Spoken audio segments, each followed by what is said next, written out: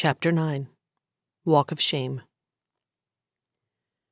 When I woke up, it was to an empty bed and bacon wafting through the house. My stomach growled and I rolled over, groaning as I sat on the side of the bed. Ah, shit, what did you do? This wasn't the first time I'd done the walk of shame, but knowing I'd have to spend the whole week here made it a little harder to drag myself down the stairs. I caught them arguing in the kitchen, and I just forwent the uncomfortable conversation, tiptoeing toward the door instead. Damn it, Logan, that's not what we agreed to. Yeah, well, I changed my mind. Nothing escaped the young alpha, and he caught me by my arm before I had my hand on the knob. Where do you think you're running off to? He pulled me inside the kitchen, and I shook my head. You two were in the middle of something, and I didn't want to intrude. His foot caught the bottom of the bar stool and pulled it from the counter. Have a seat. They must have been finishing up the rest of their argument in their minds, because it was dead silence until Logan slid a plate of bacon and eggs in front of me. Thank you. A tug came to the little curls that lined the back of my head as Jacob laid his cheek on his fist. I can't believe you two didn't wake me up. You're all mine tonight, darling. Oh, wow. I smirked into my coffee cup, jerking my eyes back at him. I think I'm going to need a day or two to recover after partying with you two, if you don't mind. On the other side of me, Logan's fingers curled into my knee. Where's Stella taking you today? My lips twisted and I shrugged. She didn't say. I didn't want to spend tonight alone, but I realized my being around was bound to cause some friction.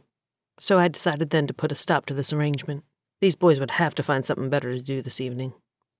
Is that all right if I leave my car here? I doubt I'll be in shape to drive later. Jacob's eyes moved past me to Logan. Of course. He uncurled his arm, pinching my chin. You're planning on coming back tonight, though, aren't you? In general, I always tried to be as vague as possible when making plans in case I found something better. I don't know. It seems like it's going to be a late night. I'll hook up with y'all tomorrow sometime. The big hand on my leg clamped down a little tighter. I don't care what time it is. Logan beat his thumb against my inner thigh as he bent around me. You come here when you're done. My eyes widened as I pushed my plate away, ready to tear into him. These boys are awful possessive for a one-night stand, and that's one character trait that I despise in a partner. But like the cavalry, Stella peeked around the garage door, tapping her fingertips against the frame. You ready? Before he unhanded me, Logan wrapped his other hand around his coffee cup and brought it to his lips. Where are you taking her?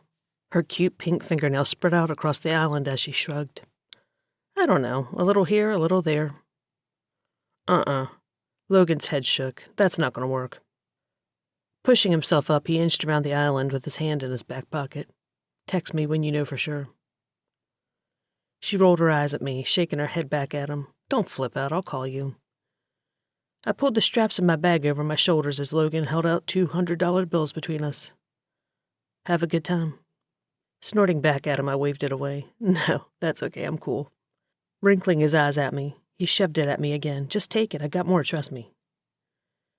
Tapping out a warning to him, my finger beat at my arm when I crossed them. I'm not a whore, and I don't want your damn money. Like I'd stabbed him in the heart myself, he gasped as he shrunk a little. I know you're not. His hand moved over his chest. I'm supposed to take care of you, aren't I? When I passed him, I wagged my finger at him. Shove that little token of appreciation where the sun don't shine. I can take care of my damn self. Not saying a thing until she started the car. Stella finally burst out laughing as she backed out of the drive. I can't believe you talked to him like that. He must be so pissed. Him? I searched through my bag for my lip gloss.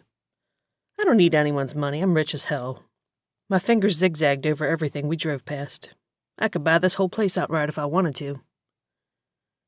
She flipped through the radio stations and shrugged. The men here have to make sure their women have all the best stuff, the nicest clothes, that they don't have to work. Her hands waved away from each other at the wheel. It's this whole macho thing. Don't even pay attention to it. I know I fucked up by messing around with them, but it wouldn't matter in a couple of days when I leave anyway. Yeah, well, I'm not their woman, and I'll do whatever the hell I want. After about the 10th phone call in a row on the way out of town, Stella finally flung her phone across the seat. Nope. My brother didn't have a possessive bone in his body, so who kept annoying her was clear as a bell. I'm sorry about your brothers blowing you up like that. I don't want to ruin your thing today. Scrunching up her face, she smiled at me. You're with 7 werewolves. They're being completely ridiculous. Always bad sign. Itching started in my nose, and I dug at it with the back of my hand. I knew I should have never opened that damn invitation.